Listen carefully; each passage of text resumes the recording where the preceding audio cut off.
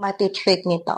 Hi everyone! So today, hindi ako papayag na hindi i-share sa inyo kung ano yung ginagamit ko before ako mag-ayos. Kasi di ba last time, review ko yung ginagamit ko na sunscreen nung nagkaroon ako ng fungal acne. Which up until now, sabi ko nga sa inyo, there are still sometimes na umaano pa din siya, talagang natitrigger pa din. But as you can see, okay na yung face natin. So, kung ni-review ko yung sunscreen sa inyo, ngayon, i-review ko yung mga products na ginagamit ko habang naliligo ako. Siyempre, hindi naman pwede na after maligo or yung sunscreen lang yung gagamitin natin. Dapat meron din tayong before gumamit ng sunscreen. At ito yung mga products na to.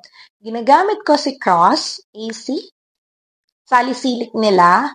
Ito ginagamit ko to kasi minsan kapag out of the budget, kasi alam naman natin na medyo mahal to, which is 200 plus din siya.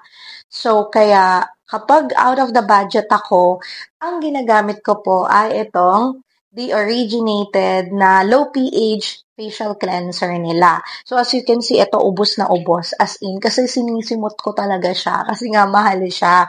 At yung color nito sa mga curious, ayan siya, white yung kanyang color or white yung kanyang product sa loob. While ito naman pong si The Originated, white siya or clear yung kanyang laman. And I can guarantee guys, kung meron kang fungal acne, sensitive yung skin mo, dry yung dry yung skin mo, ito yung gamitin mo. So, kung out of the budget ka at hindi kaya ng Cross AC, then etong The Originated kasi 100 plus lang to. And I can guarantee po, same effect lang sila and ginagamit ko talaga siya. So, kung meron kang fungal acne, I suggest that you consider switching to Cross AC, salicylic daily cleanser, gentle cleanser, or dito ka sa The Originated low facial cleanser. So, kung gusto mo din to, lalagay ko na lang dyan sa yellow basket.